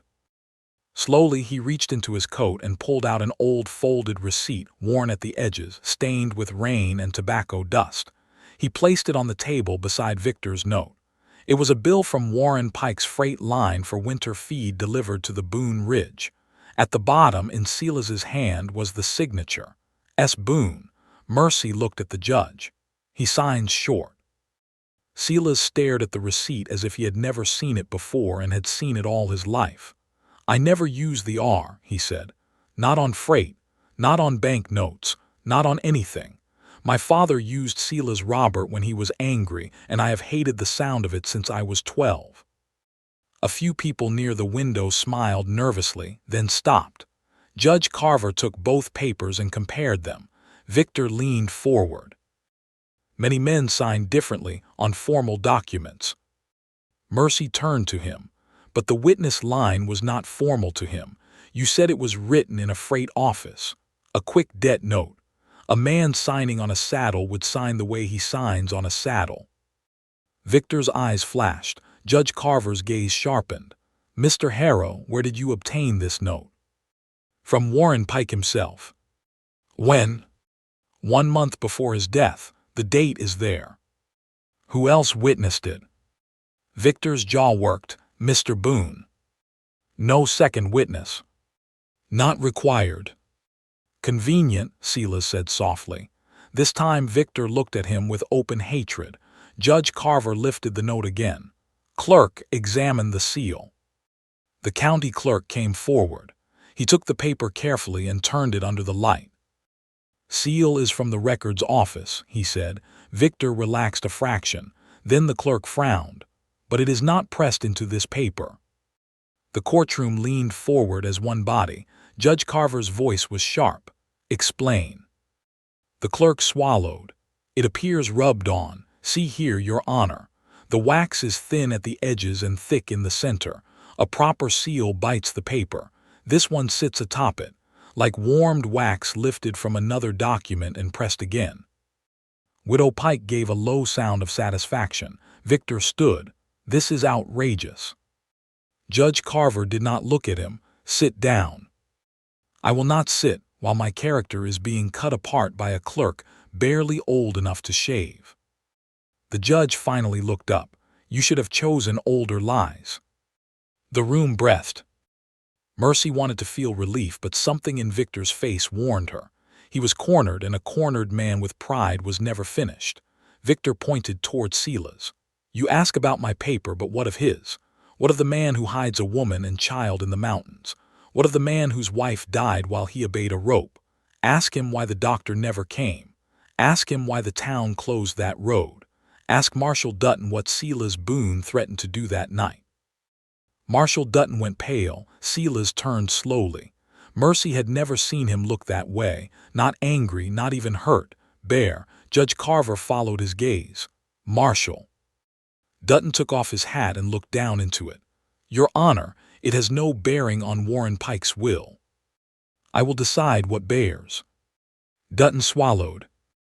The whole room waited. He looked at Silas once, then away. "The Ridge Road was closed 4 years ago during fever. I was ordered to hold the ford. Mr. Boone came down for the doctor." Silas's face tightened. "How many times?" Judge Carver asked. "3 that I saw." Victor smiled faintly, thinking the story had turned his way again. Dutton's voice lowered. "The 3rd time I had a shotgun and a rope across the road. I told him I had orders to stop him." "And did he threaten you?" Dutton closed his eyes for 1 second. "No, sir." Victor's head snapped toward him. Dutton continued, voice rough now. "He got off his horse. He stood there in mud near to his knees. He had fever on his shirt from carrying his boy. He begged. That is the truth of it. He begged until his voice gave out." Silas looked away. Mercy's eyes burned. Dutton gripped his hat brim. "I told folks later he was angry because it was easier for them, easier for me. A man can defend himself against anger. He cannot defend himself against a father begging." The courtroom had gone soft and terrible. Victor's smile was gone. Dutton turned toward Silas. "I am sorry, Boone." Silas did not answer. The marshal's voice broke. "Lydia Boone sent a note down with him that day. I took it from his hand and never delivered it to the doctor because the counsel told me no messages in or out. I burned it that night in the stove at the office. I have seen that paper burn every night since." Silas shut his eyes. Mercy took 1 step toward him, then stopped. This was not a wound she could touch in front of all these people. Judge Carver sat back heavily. "Mr. Harrow," he said, "you tried to use a dead woman's suffering to shame a man in this court. In doing so, you brought forward testimony that shames half this valley, and none of it helps you." Victor's voice came cold. "It proves Boone has reason to hate this town." "No," Mercy said, and every head turned. She looked at Silas, then at the judge. "It proves he had reason to let me and Annie freeze. It proves he had reason to shut his door like everyone once shut the road on him, but he opened it." Silas looked at her then. Their eyes held across the courtroom. Something passed between them that had no paper, no seal, no witness, but everyone somehow saw it. Judge Carver cleared his throat. "Mrs. Whitaker, sit with the child." Mercy sat slowly. The judge gathered the will, the torn certificate, the false debt note, Annie's receipt, and Silas's freight bill. He lined them in front of him. Then he called Deputy Cole. The young deputy looked as if the floor had tilted. "Step forward," Judge Carver said. Cole obeyed. "You were at the wash this morning." "Yes, sir." "With Mr. Harrow." Cole looked at Victor. Victor gave him nothing. "Yes, sir." You fired at Mr. Boone. My hand slipped. Silas said nothing. Judge Carver's voice hardened. Young man, your hand did not slip all the way into a pistol. Cock it, aim it, and fire it down a bank. Cole's mouth trembled. The judge leaned forward. Who told you the child's coat held the will? Cole went white. Victor stood. Your Honor, this is intimidation. Judge Carver struck the table with his palm. The sound cracked through the room. Another word without permission, Mr. Harrow, and I will have Marshal Dutton put you in the back room until I remember you exist. Victor sat, breathing hard. Cole looked at the floor. His voice came out thin. Mr. Harrow said the coat had stolen papers, said Mrs. Whitaker was confused and Mr. Boone dangerous, said we had to get it before it was altered. Who set the fire at Mrs. Pike's shed? Cole began to cry without making a sound. The answer was in his face. Widow Pike whispered, Lord have mercy. Judge Carver's voice softened only a little. Deputy Cole, who set the fire. Cole's lips moved. No sound came. Then Annie stood on the bench again. The whole room looked at her. She held Mercy's hand but faced the deputy. You can say it's scared, Annie said. That still counts. Cole broke. Victor, he whispered. Victor gave me the lantern. The courtroom erupted. Marshal Dutton moved toward Victor, but Victor was faster. He shoved the table into the marshal's path, grabbed the false debt note from the judge's papers, and ran for the side door. Silas moved after him. Silas! Mercy cried. Victor burst into the alley behind the courthouse. Silas followed. Outside, a horse screamed. Men shouted. Mud splashed. Mercy grabbed Annie and rushed to the open door with half the courtroom behind her. Victor had reached a saddled horse tied behind the blacksmith shop. He swung up, the false debt note clutched in one hand. Silas stopped in the alley and did not draw his rifle. Victor looked back, wild-eyed now, all polish gone. You will not have my life, he shouted. Silas stood in the mud, breathing hard. No, he said, you already spent it. Victor kicked the horse. But before the animal could leap forward, Widow Pike stepped from the side of the blacksmith shop and raised her cane. She did not strike the horse. She struck the leather satchel tied to the saddle. The buckle snapped. The satchel fell open, spilling papers across the mud, receipts, forged transfers, letters, a small chapel register page with Warren Pike's name scraped thin, and one folded note with Victor Harrow's own seal. The wind caught it and blew it straight to Mercy's feet. She picked it up. Victor froze on the horse. Mercy opened the note and read the first line. If Pike refuses the crossing again, see that the ice road is used after dark. She looked up, her voice barely more than breath. Victor. The entire alley went silent. Even the horse stood still. Judge Carver came to the doorway behind her. Mercy held up the note with shaking hands. Warren Pike did not just die. Victor's face lost every drop of color, and Annie, standing beside Mercy, whispered the question that broke the whole valley open. Did he make Papa go on the ice? Annie's question stayed in the alley like thunder that had not yet rolled away. Did he make Papa go on the ice? Victor Harrow sat frozen on the horse, one hand twisted in the reins, the false debt note crumpled in his fist. Mud spotted his clean boots. His hat sat crooked for the first time Mercy had ever seen. All his smoothness had fallen away, and what remained was a frightened man who had finally been seen clearly. Judge Carver stepped into the alley, slow and steady. Mr. Harrow, he said, get down from that horse. Victor looked from the judge to the marshal, then to the papers scattered in the mud. For half a breath, Mercy thought he might run anyway. Silas moved one step to the side, not blocking the horse, not raising a hand, only watching. That was enough. Victor understood then that every road had closed, not by rope, not by fear, by truth. He got down. Marshal Dutton took the reins first, then Victor's arm. Deputy Cole stood nearby with tears on his face, looking younger than he had that morning. Judge Carver bent and picked up the fallen papers one by one. He did not let anyone else touch them. Receipts, transfer requests, the scraped chapel page, letters to hired men, and the note that mentioned the ice road after dark. At last he stood before Annie. The little girl had one hand in Mercy's and one hand holding tight to Widow Pike's shawl. The judge lowered his voice. "Child, I cannot answer everything today, but I can tell you this much plain.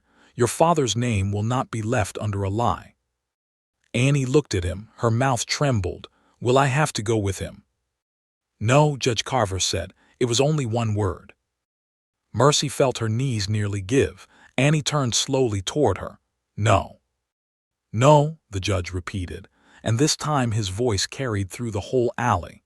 "Annie Pike will remain in the care of Mercy Whitaker, named guardian by Warren Pike's lawful will. Willow Ford Crossing remains the child's inheritance until she comes of age. Mr. Harrow's petition is dismissed, his certificate is rejected as altered, and his debt note is held as evidence."